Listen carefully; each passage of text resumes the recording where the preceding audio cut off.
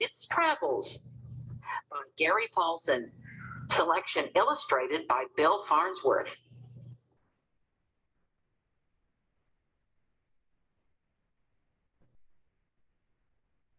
If there was one thing Francis Tucket knew with certainty, it was that death was close to taking them. Dawn was coming, and here he was, a 15-year-old boy in charge of two children, walking across a sun-beaten, airless plain that seemed to be endless. Francis, Lottie, and Billy had no food or water, or any immediate hope of getting any. And at any moment, a dozen or two of the dirt meanest men Francis had ever seen in a world full of mean men could come riding up on them and...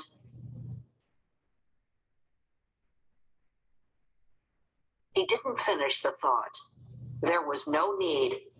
Besides, in surviving Indian fights, blizzards, battles, and thieves, he had learned the primary rule about danger. It would come if it would come. You could try to be ready for it. You could plan on it. You could even expect it. But it would come when it wanted to come. Lottie and Billy understood this rule too. He had found them sitting in a wagon on the prairie all alone. Their father had died of cholera, and their wagon train had abandoned the family, afraid of disease.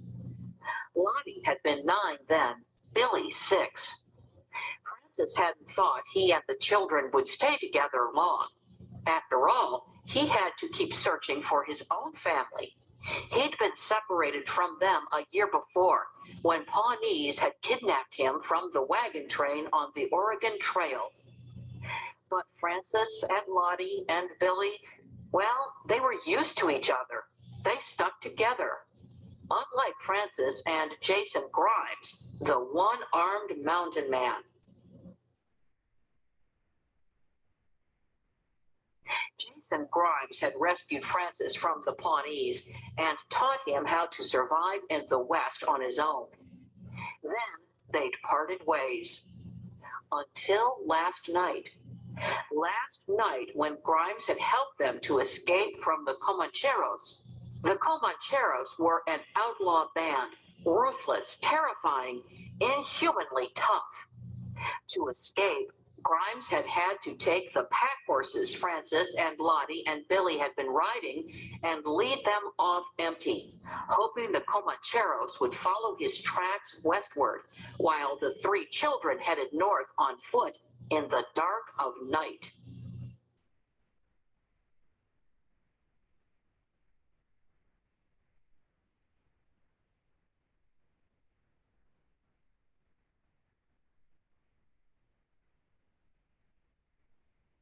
It was a decent plan. It was their only plan, and it seemed to be working. As Francis and the 2 children had moved north in the dark, they had seen the Comancheros ride past them after Mr. Grimes, tracking the horses. The Comancheros had missed the footprints of the children, partly because it was hard to see them, and partly because Francis made Lottie and Billy walk in each other's footprints. He came last, brushing out the trail with a piece of mesquite behind him. But luck was the major factor in the plan. If the Comancheros caught Grimes, or even got within sight of him, they'd know that Francis and the children weren't with him. They'd turn and come back for the children. Children meant real money because they could be sold or traded into slavery.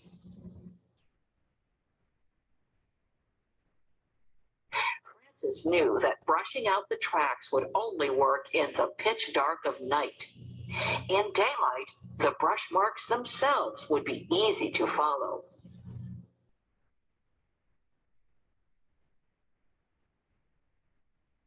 I'm tired. Billy stopped suddenly.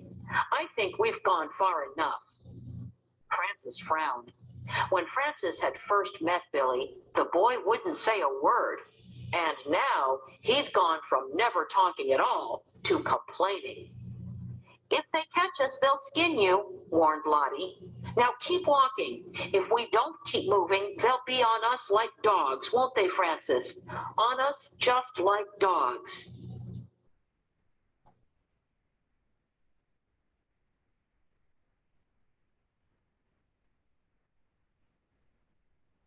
Lottie loved to talk, would talk all the time if she had the chance. Seemed to have been talking since Francis had found her in that wagon. Lottie would explain every little detail of every little part of every little thing she was talking about, so that not a single aspect of it was missed. And she sometimes drove Francis over the edge. Now, as Billy started moving again, Francis picked up the pace, pushed them as hard as they could stand it, and then harder. And Lottie didn't have breath left to speak. Dawn brought the sun, and the sun brought heat. Francis and the children were bareheaded, and the sun quickly went to work on them. Billy wanted to complain, especially as the morning progressed, and there was no water, and the sun rose higher and became hotter. But Francis drove them until Billy began to weave. Then Francis picked Billy up and carried him piggyback mile after mile, then yard after yard, and finally step after step.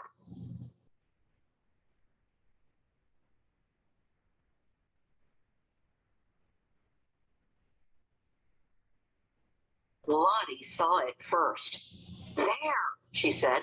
See the spot? Francis was near dead with exhaustion.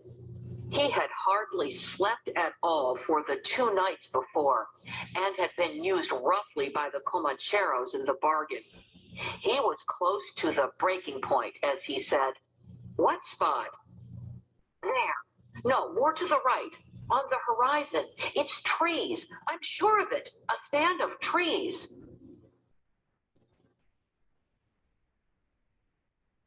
They had seen many mirages, images of trees and water that were not there. But Francis looked where she was pointing and saw it instantly. He stopped and set Billy down. The boy was asleep, and he collapsed in a heap, still sleeping. You're right, trees. And trees mean water. He turned and studied the horizon. He hadn't been able to look up when carrying Billy, and he was shocked now to see a plume of dust off to the west and south. It was at least 15 miles away, against some hills in the distance. It was so far away that it seemed tiny, but Francis knew it was probably caused by riders, many riders.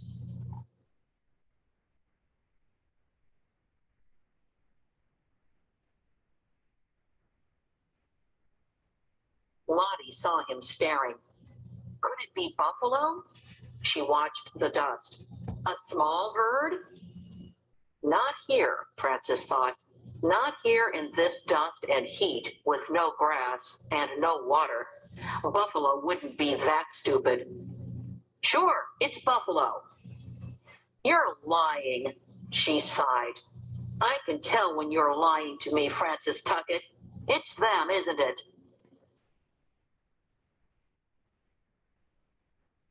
Francis said nothing, but his mind was racing. So the riders were heading back eastward. But why would they be coming back so soon? Had they caught Grimes already? If so, they'd be looking for the children. Or had they given up the chase? Or just seen Grimes and found that he was alone and turned back, still looking for the children? They might miss the tracks. He knew this was a vain hope. There hadn't been a breath of wind to blow the dust over the brush marks he'd left. And undoubtedly, they had men who were good trackers, men who were alive because they could track mice over rocks. So the Comancheros would find them, and then.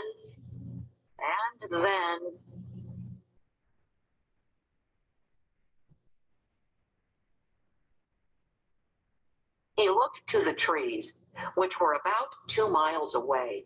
He could carry Billy there. They could get to the trees in time. Then what?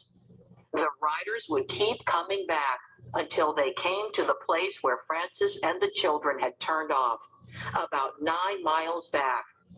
They would see the marks and turn and start north. 9 miles. The horses would be tired, but they would make 10 miles an hour. They had to ride maybe 20 miles back to the turn, and then 9 or 10 miles north after the children. He let the figures work through his tired brain. Maybe 4 hours, but more likely 3. The riders would be on them in 3 hours. Francis and Billy and Lottie would need an hour to make the trees, and then nothing. It would all just happen later. They'd get him and take the children, and nothing would have changed except that a few horses would be very tired, and he, Francis, would be dead. And as for what happened to Lottie and Billy, his heart grew cold. But there was something else back there, more than just the plume of dust. There was a cloud. At first, it was low on the horizon and showed only as a gray line, so low that Francis almost didn't see it. But it was growing rapidly, the wind bringing it from the west, and as it grew and rose, he could see that it was the top edge of a thunderhead.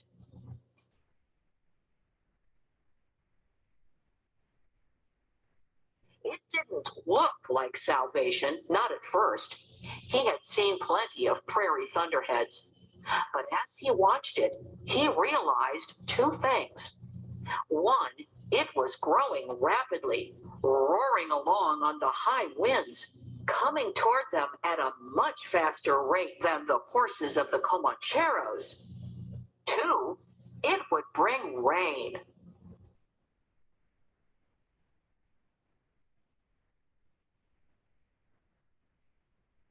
Rain that would ease their thirst and cool their burning bodies, and far more important, rain that might wipe out their tracks, erase everything they had left behind them.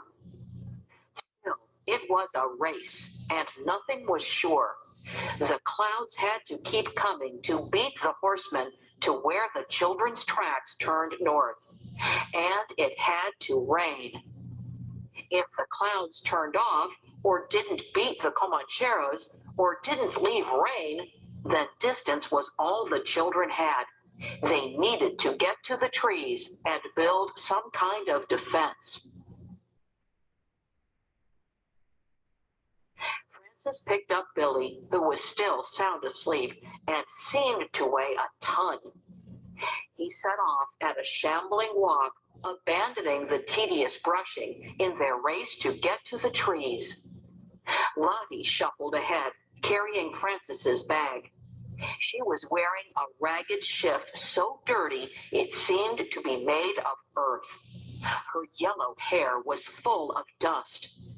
Francis wore buckskins, but the children only had what was left of their original clothing and what they'd managed to pick up along the way. We're a sight, Francis thought. A ragtag mob of a sight.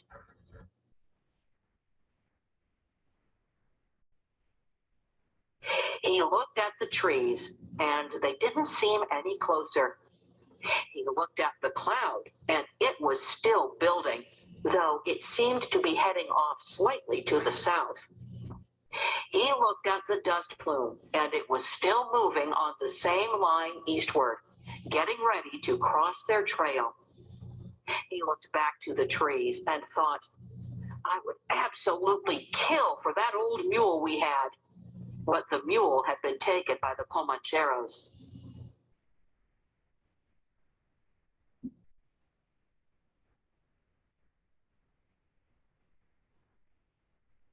They reached the trees just as the edge of the clouds caught up with them. 10 more feet, and I would have died. whispered, and sank to the ground. Francis dropped Billy like a stone.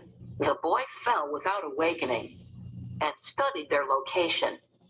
It was a meandering dry stream bed with a row of stunted but leafy cottonwoods on each side. There were also stands of salt cedar, thick and green, and while no water was evident, the stream bed seemed moist. Francis knew there was water beneath the surface, or the trees would have been dead. Lottie, scoop a hole there at the base of that rock. You want to start digging? Why don't you just go ahead? I have more important things to do than scrape at the old ground. Water! Francis was so dry he croaked. Dig down and let it seep in. Oh, well, why didn't you say so? Lottie knelt by the rock and started digging in the loose sand with her hands. When she was down 2 feet, she yelped. Here it is, just like you said, coming in from the sides. Oh, Francis, it's so clear, come see. She scooped some up and drank it. Sweet as sugar, come try it. Francis knelt and cupped his hand and drank, and thought he had never tasted anything so good. But he stopped before he was full. The wind was picking up now, blowing hard enough to lift dust and even sand, and he could no longer see the dust from the riders. The wind was blowing at the coming thunderheads, and he smiled, because even if it didn't rain, there was a good chance the wind would fill in and destroy their tracks. By now, the thunderhead was over them, dark, so huge it covered the whole sky, and the wind had increased to a scream.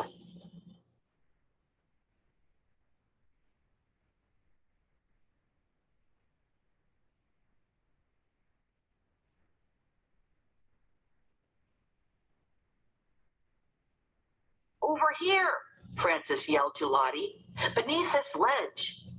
Incredibly, Billy was still asleep. Francis grabbed the boy and shook him until his eyes opened. Get over by that rock ledge. Everything is going to break loose. A bolt of lightning hit so close, Francis felt it ripple his hair. So close, the thunder seemed to happen in the same split instant. And with it, the sky opened and water fell on them so hard it almost drove Francis to his knees. He had never seen such rain. There seemed to be no space between the drops. It roared down, poured down in sheets, in buckets. Francis couldn't yell, couldn't think, couldn't breathe. He held Billy by the shirt and dragged him in beneath the ledge that formed the edge of the stream bed, away from the trees and out of the wind. Lottie was there already, and they huddled under the overhang just as the clouds cracked again, and hail the size of Francis's fist pounded down. One hailstone glanced off the side of his head and nearly knocked him out. Move in more, he yelled over the roar of the storm. Farther back, move! He pushed against Billy, who slammed into Lottie. They were already up against the clay bank beneath the ledge and could not go farther in. Francis's legs and rear were still out in the hail and took a fearful beating. He doubled his legs up, but even so, the pain was excruciating. And though the large hailstones quickly gave way to smaller ones, his legs were immediately stiff and sore. The stream bed filled in the heavy downpour. Luckily, they were near the upstream portion of the storm, and so avoided the possibility of a flash flood, which would have gouged them out of the overhang and taken them downstream to drown. As it was, the water came into the pocket beneath them and turned the dirt to mud, and soon they were sitting in a waist-deep hole of thick mud and water. And just as soon, in minutes, the rain had stopped, the clouds had scudded away, and the sun was out, cooking the mud dry.